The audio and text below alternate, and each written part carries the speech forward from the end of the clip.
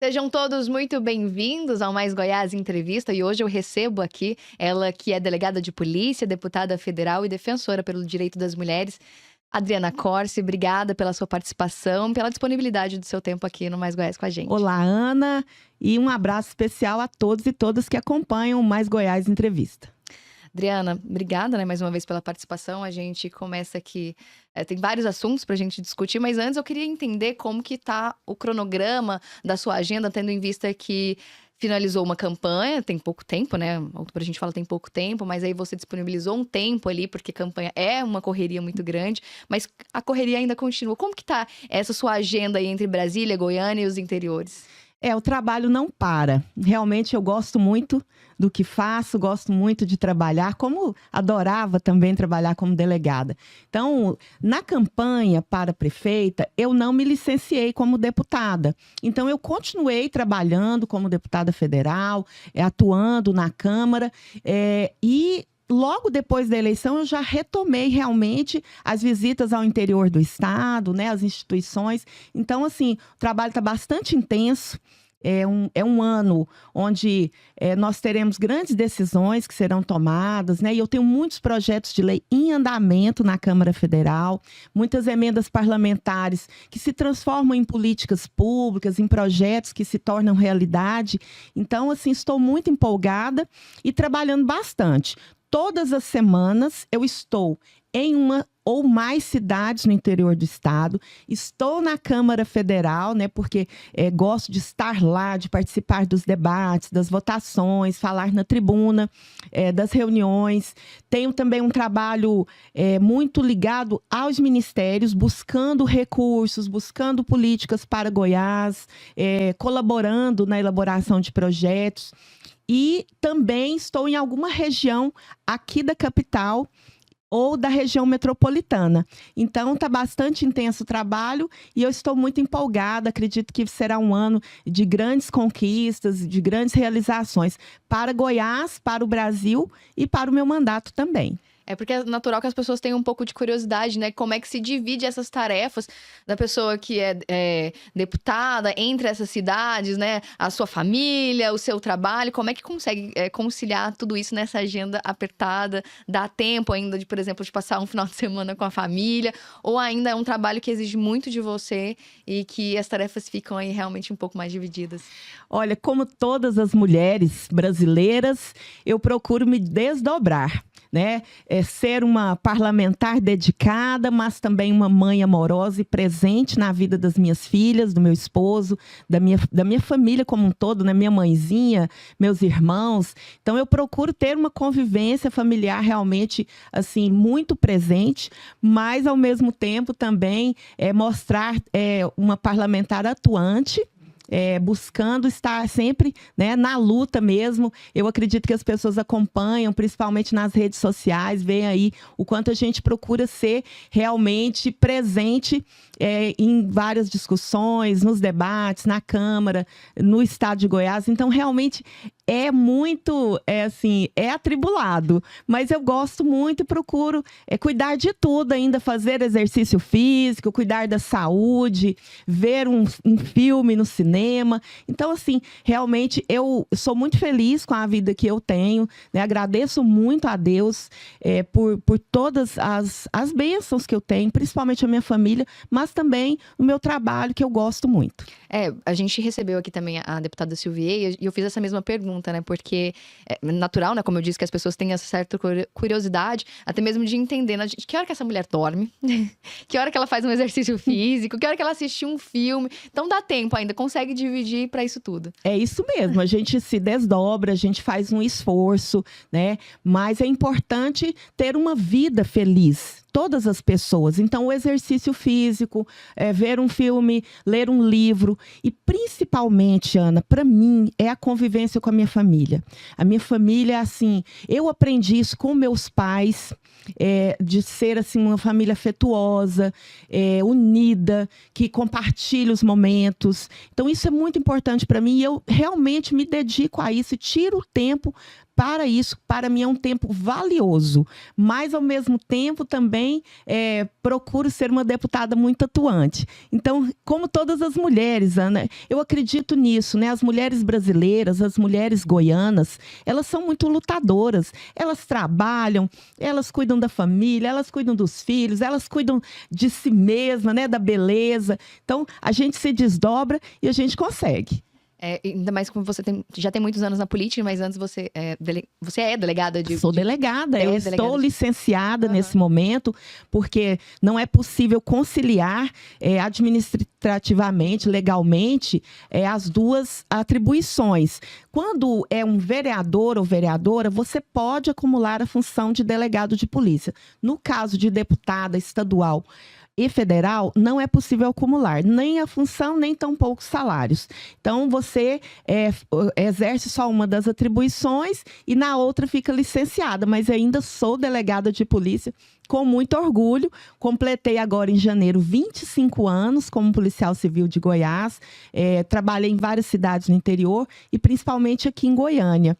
Então, eu tenho assim, muito orgulho, né, dessa história e continuo muito ligada à polícia. Sempre, tanto emendas parlamentares. Ano passado, eu fui a parlamentar de Goiás que mais trouxe emendas parlamentares para a segurança pública no nosso estado.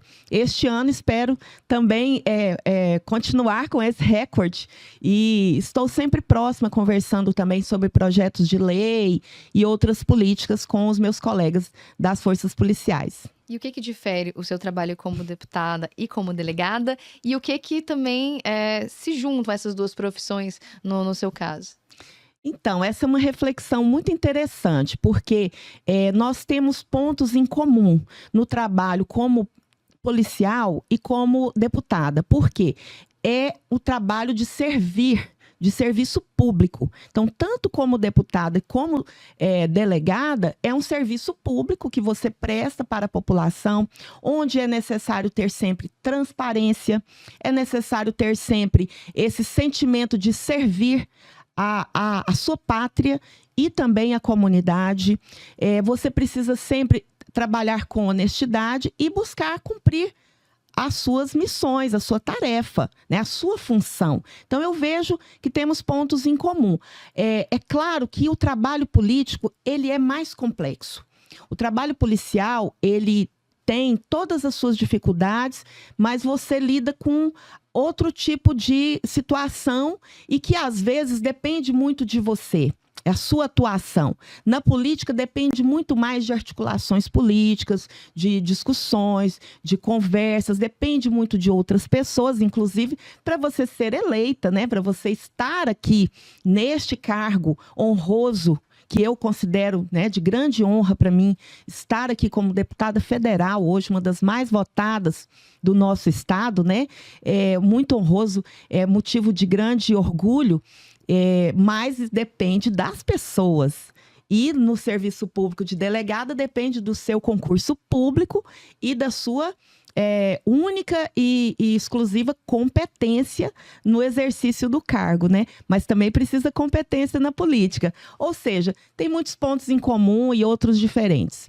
Eu quero depois entrar nessa seara política, mas eu queria entender um pouco da sua vida como delegada também, 25 anos, né, que você falou. Queria entender como que você encontrou, né, a Polícia Civil no seu caminho, como que você quis entrar nessa área e as principais, assim, lembranças que você tem, histórias que impactaram e fizeram quem você é hoje, ser, por exemplo, a deputada mais bem votada, né, deputada votada aqui do estado de Goiás.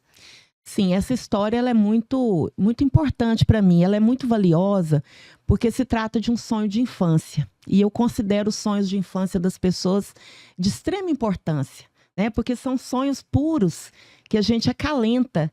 E é uma alegria, uma felicidade, uma grande bênção mesmo a gente conseguir realizar esses sonhos.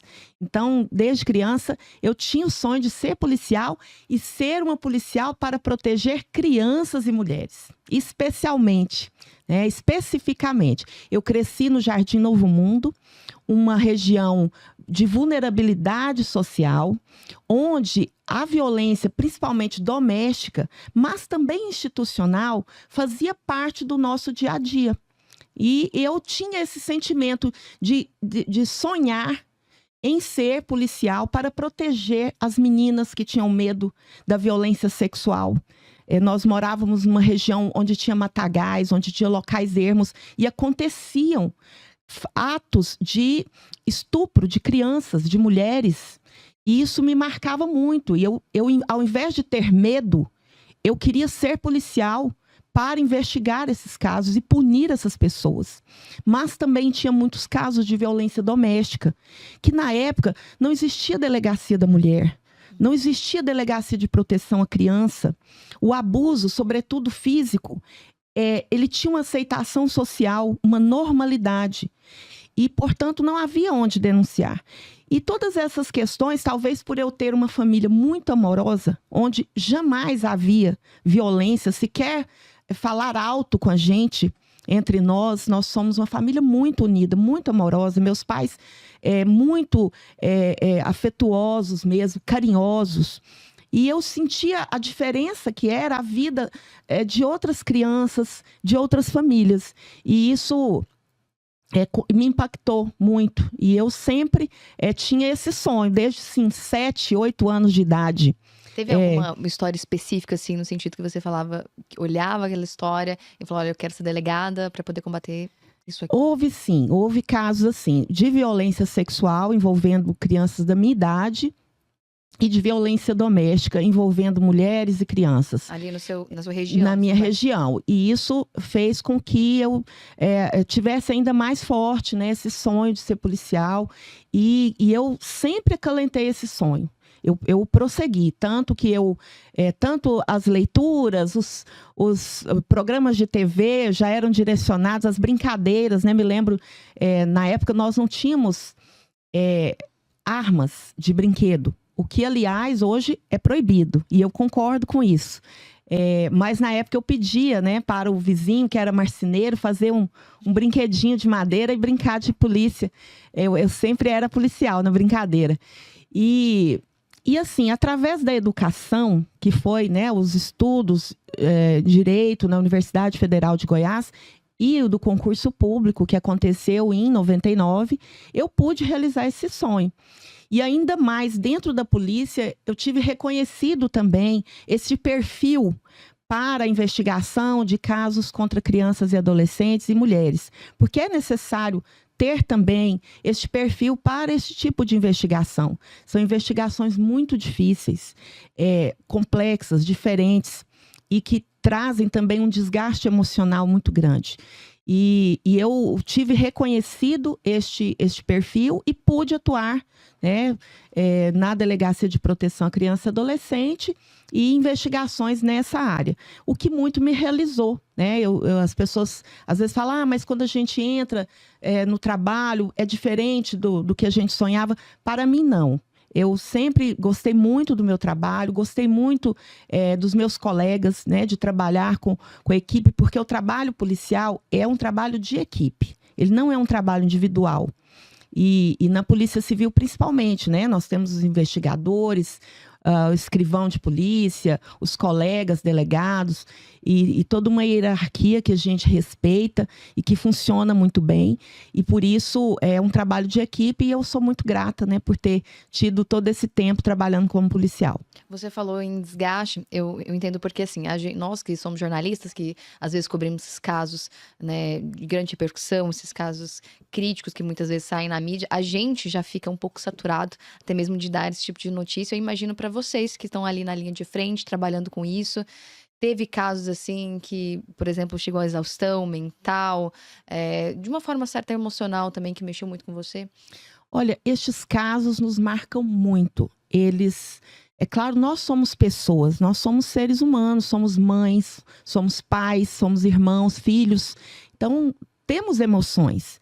E é muito importante para o trabalho policial que a gente tenha coração, que a gente tenha emoção. Porque o que nos move para também continuar investigando, continuar trabalhando, mesmo cansada, mesmo vendo uma situação onde nós temos uma limitação do que podemos fazer, né, para ajudar aquelas pessoas, para proteger as pessoas que precisam, é realmente esse sentimento de missão que nós temos. Essa é a minha missão. Esse é o trabalho que me cabe.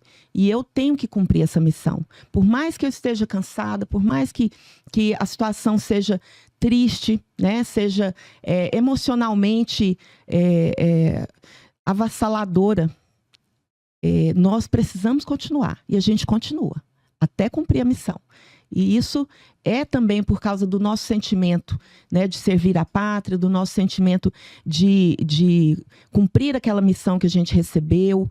E, portanto, é um trabalho muito bonito, que eu tenho profunda admiração por todos os meus colegas, não só da Polícia Civil, da Polícia Militar, das guardas municipais aqui em Goiânia, Civil Metropolitana, Polícia Penal, bombeiros. Todos têm a sua função. Todas são funções importantes, né? A Polícia Militar, e que nós temos essa união também, essa integração para poder proteger a nossa comunidade. Um caso de grande repercussão foi aquele caso da menina Lucélia, né? Lucélia. Da Lucélia, né? Que ficou acorrentada. Como que esse caso te marcou? Como que foi esse trabalho envolvendo esse caso? Que acredito que até hoje as pessoas que lembram, que viveram aquela época, falam dele com horror, assim, né? Olha, esse foi um caso que me marcou profundamente. Inclusive, há poucos meses, eu fui convidada para gravar um documentário que está sendo realizado sobre ele. E ao contar o que aconteceu, eu me emocionei profundamente, assim, muito, porque foi um caso que marcou todas as pessoas envolvidas, né?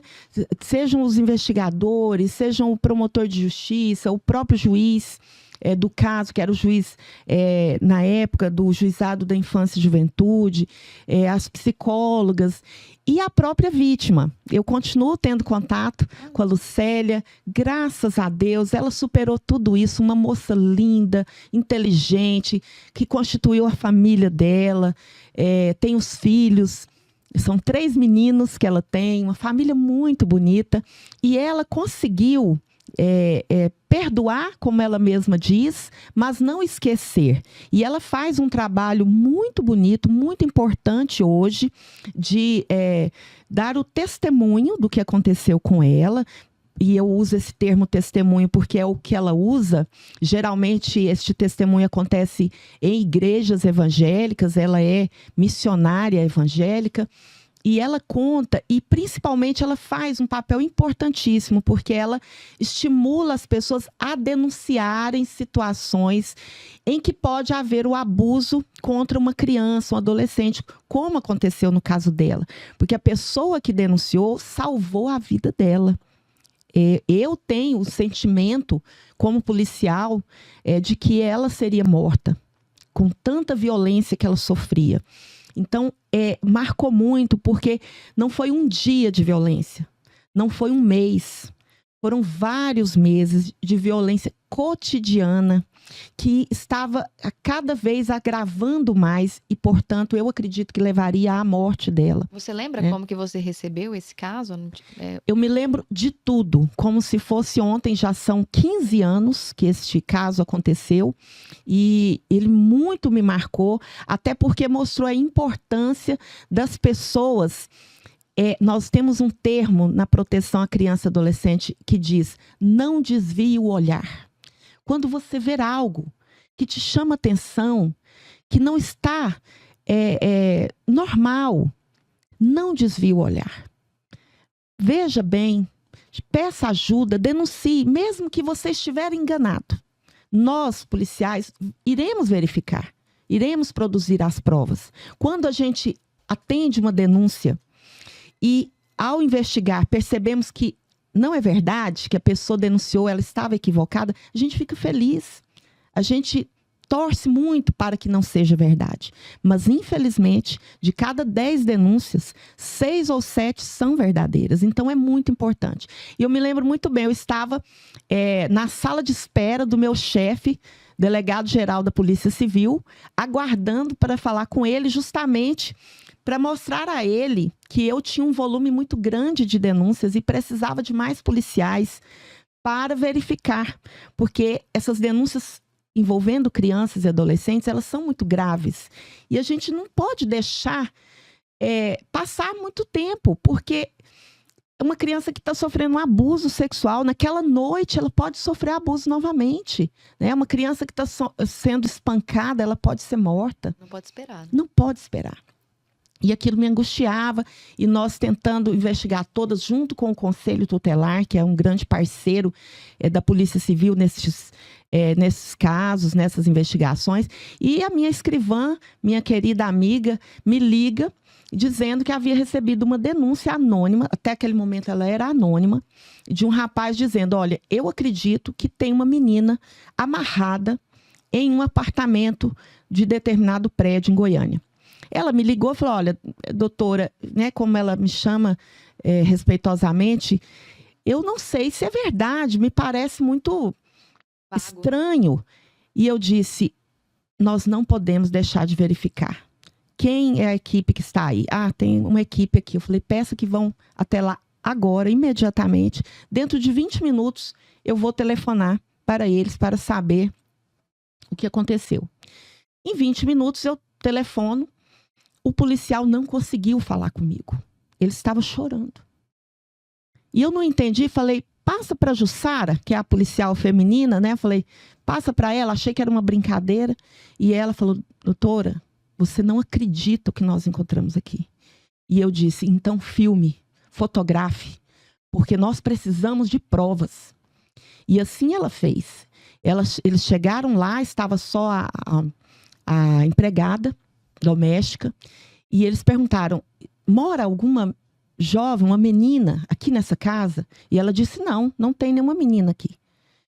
E ele falou, olha, a delegada determinou que nós verificássemos, pois recebemos uma denúncia. E eles verificaram todo o apartamento. Não havia sinal dessa menina. Porém, eles perceberam uma porta trancada, a porta para a área de serviço. E pediram que ela abrisse, ela disse, não, nós não temos a chave dessa porta, ela não costumamos abri-la. Então, os policiais disseram, nós vamos pegar um pé de cabra e vamos abrir essa porta, porque é uma determinação da delegada. Então, nesse momento, ela abriu a porta e a criança foi encontrada, não estava amarrada, ela estava pendurada, sentindo dores, desde as 6 da manhã, com os olhos vendados, com pano, com pimenta nos olhos, na boca, com inúmeros ferimentos em todo o corpo, inclusive a língua dela havia sido cortada, o dente quebrado, as unhas arrancadas e ferimentos e equimoses em todo o corpo, antigas, recentes, ou seja, era uma violência cotidiana que ela vivia. E naquele momento ela foi libertada, ela estava com muita fome, ela não tinha alimentado, ela passava muita fome, que era uma forma de tortura também. Né? Às vezes ela tinha que comer comida do cachorro e até fezes do cachorro que ficava nessa área de serviço. E então essa criança foi libertada, os policiais determinaram para que a empregada doméstica telefonasse para a empresária, proprietária do apartamento, para que ela fosse até lá, e ela então foi presa e autuada em flagrante. E eu me lembro, algo que me marcou muito, foi quando essa menina chegou à delegacia. Ela tremia de medo da agressora, porque ela ameaçava de que iria matar a família dela. Por isso ela não contava. E ela tinha muito medo. E eu me lembro de abraçá-la e ficar abraçando por 40 minutos, pelo menos, até que ela se acalmasse e conseguisse me contar todas aquelas atrocidades que ela sofria já há vários meses. E nós conseguimos as provas, conseguimos demonstrar, inclusive com um diário, Ana, onde eram escritas as torturas que a empregada doméstica deveria fazer quando a agressora estava fora de casa. 6 horas, amarrar a Lucélia. 6h15, colocar pimenta no pano e colocar nos olhos dela.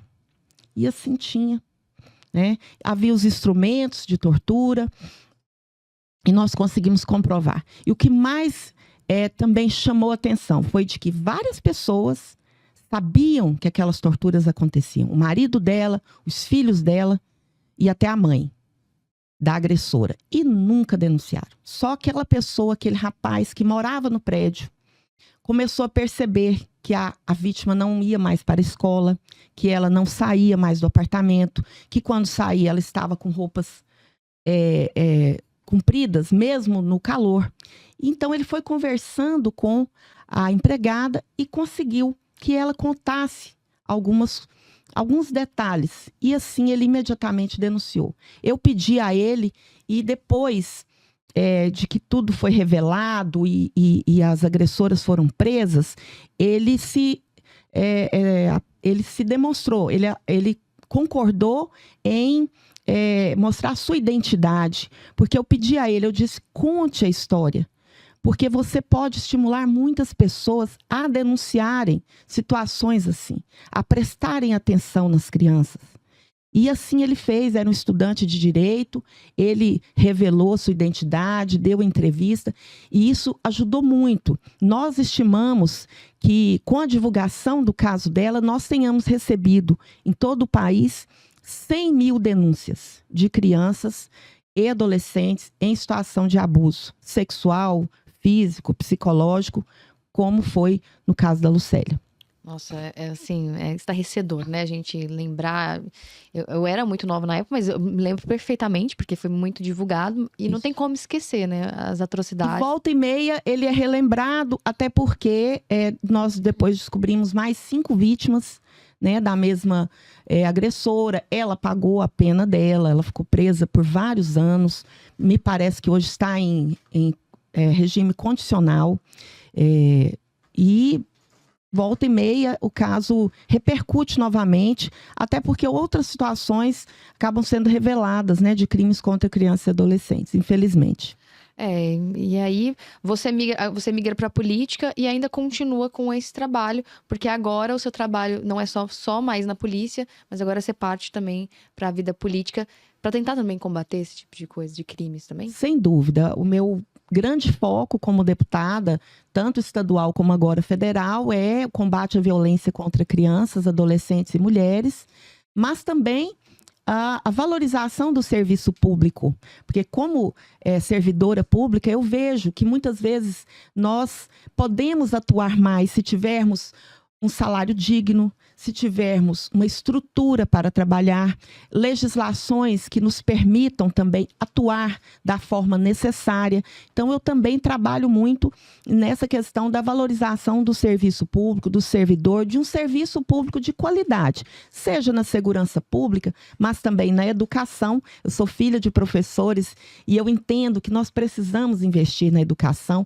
saúde e outros serviços importantes para nós. Então, são áreas que eu atuo. Mas eu só atendi ao convite do meu pai, na época, Darcy Accorsi, que me convidou para ser candidata a primeira vez, em 2014, porque eu havia chegado ao posto máximo da minha instituição, a Polícia Civil, né? A última promoção que eu poderia ter dentro da polícia, que é ser delegada-geral da Polícia Civil. Foi uma grande honra também na minha vida, que eu fiquei muito feliz, que eu pude criar mais delegacias de atendimento à mulher, delegacias de proteção à criança e adolescente. Eu também tenho muito orgulho de ter criado o Núcleo de Assistência Psicossocial para o policial civil, que hoje é o NIAB, e que é uma referência nacional ao atendimento aos policiais, porque eu também fui relatora, recentemente, Ana, de um projeto de lei do deputado André Janones, que cria a Política Nacional de Atendimento Psicológico aos trabalhadores da segurança pública. Até porque, como trabalhei quase 10 anos na DPCA, eu via como esse desgaste emocional nos atinge. E precisamos também cuidar de quem cuida de nós. A gente falando um pouco dessa trajetória sua na política, a gente recentemente agora teve uma pesquisa feita pelo Goiás Pesquisa, encomendada pelo Mais Goiás, que seu nome aparece. A gente já 2026 ainda está um pouco longe, mas está muito perto. E a gente já começa a ver essa movimentação. E nessa pesquisa o seu nome foi citado. Como que você recebeu, então, o seu nome nessa pesquisa para o governo de Goiás em 2026? Então, eu fiquei muito feliz. Meu nome não só foi citado, como eu figuro em terceiro lugar com mais de 11% das intenções de voto, e, portanto, é uma apresentação extremamente positiva.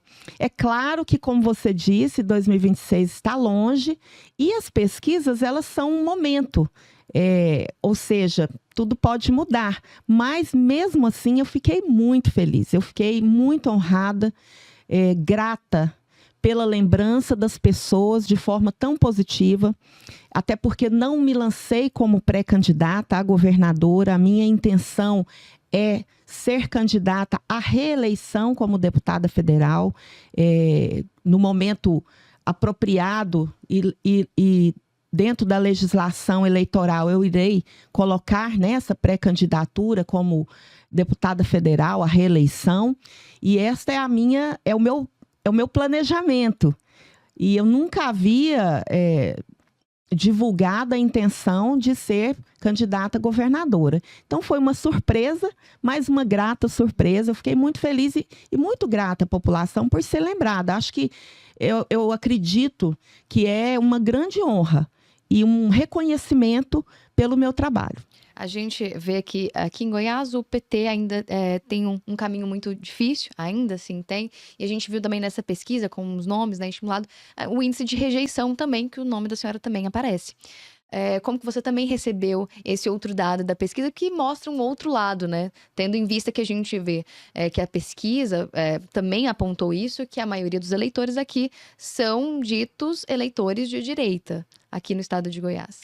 Eu vejo com naturalidade. Acredito que as rejeições, elas são superadas com o debate das propostas. Tanto é que eu fui muito bem votada e sou muito grata à cidade de Goiânia pela votação maravilhosa que eu tive como candidata a prefeita, né? Sempre serei grata, fiquei muito feliz com a votação. É claro que eu gostaria de ser eleita prefeita, mas eu respeito o resultado das urnas e acredito na democracia, e hoje, né, estou atuando como deputada federal para ajudar Goiânia. Já estive visitando o prefeito, me coloquei à disposição, já estamos trabalhando para trazer benefícios para a cidade de Goiânia, e, inclusive, há poucos dias, o governo federal entregou a Goiânia 30 milhões de reais para a saúde. E nós apoiamos essa iniciativa, ajudamos nessa articulação, que contou com o senador Jorge Cajuru também, mas o importante é que nós trouxemos. E eu estou trazendo vários recursos em emendas parlamentares para a saúde, para a educação, segurança pública e infraestrutura para Goiânia como deputada federal. Falando um pouco desse seu trabalho dentro da Câmara, a gente já está partindo para o final, mas o ex-presidente Jair Bolsonaro foi indiciado, né? Foi feita essa denúncia contra ele. Eu queria saber quais são os bastidores ali, se tem os bastidores dentro da Câmara Federal em relação, por exemplo, ao pedido desse projeto de anistia. Como que está sendo essa conversa lá dentro? Este é um assunto que está sendo muito debatido nestes dias na Câmara Federal, e eu vejo, né, que a maioria dos deputados, de todos os partidos, acredita realmente que haverá essa punição rigorosa, não só ao ex-presidente Jair Bolsonaro, que já se encontra inelegível e agora ele foi denunciado pela Procuradoria-Geral da República em vários crimes de grande gravidade, que podem chegar aí a mais de 40 anos de prisão, e também acreditam, a sua grande maioria, que não haverá sequer a votação dessa proposta de anistia para aquelas pessoas acusadas da tentativa de golpe contra a democracia brasileira. Então, embora tenha alguns deputados extremistas que estão ainda insistindo com essa tese da anistia ou, de alguma forma, revoltados, a grande maioria dos deputados, deputadas, do Congresso Nacional em si, tem esse sentimento, né? E é um sentimento que vem dos fatos, porque essa denúncia que foi apresentada, quem acompanhou, quem a leu, é uma denúncia extremamente fundamentada. Ela tem provas. Eu fui representante do estado de Goiás na CPMI, que apurou os atos golpistas de 8 de janeiro. Então, eu tenho conhecimento profundo das investigações e também dessas provas que fazem parte da denúncia. Então, nós acreditamos realmente que haverá condenação rigorosa, não só do ex-presidente, mas de vários outros participantes da tentativa de golpe. E, portanto, eu acredito que nos próximos meses esse debate ele vai se acalmar, né? Irá se pacificar, uma vez que haverá essa condenação. É porque até mesmo, como bastidor do nosso colega aqui do Mais Goiás, também o Francisco Costa, perguntou a alguns outros deputados, inclusive deputados de direita, da base, de oposição, todos eles ele acabou perguntando, e alguns deles, inclusive deputados de direita, falaram que foram para não votar, né? Nesse projeto, enfim, foram ali iniciados, né, de certa forma, para não votar. Então, a gente vê que isso está sendo debatido em todas as esferas ali dentro. Sim, está sendo debatido, mas eu tenho, assim, realmente a certeza de que não será sequer votado. Até porque o presidente do Senado declarou há poucos dias, acredito que ontem, de que ele acredita que essa não é uma pauta que a população brasileira esteja interessada. Portanto, já colocou ali a sua posição. E se já estava muito difícil, Ana, a votação deste projeto de anistia, antes da denúncia contra o ex-presidente, agora eu vejo que é praticamente impossível. E nós já solicitamos ontem mesmo que esse projeto seja retirado de pauta, e eu acredito que será, porque não há o menor cabimento, uma vez que fica muito bem comprovada a gravidade de todos esses atos e que não pode haver essa anistia, pois ela representará uma impunidade. Para a gente finalizar, deputada Adriana Costa, você comentou aqui que você chegou ao seu cargo máximo ali dentro da polícia. E aí, sim, você aceitou o convite do seu pai e migrou para a política. Eu queria saber, então, agora para a gente finalizar, qual que é o seu cargo máximo que você almeja dentro da política? Olha, essa pergunta é difícil, Ana. E olha, eu sou uma pessoa de muita fé, e eu tenho, assim, um ensinamento da minha mãe que eu sempre carrego comigo. Deus sabe de todas as coisas. Então, eu trabalho. E o que eu consegui, eu estou muito feliz. Eu sou muito grata pela minha vida, pelas minhas filhas ter saúde, por ter a oportunidade de estar aqui como deputada federal. É uma grande honra. Você veja, eu recebi quase 100 mil votos.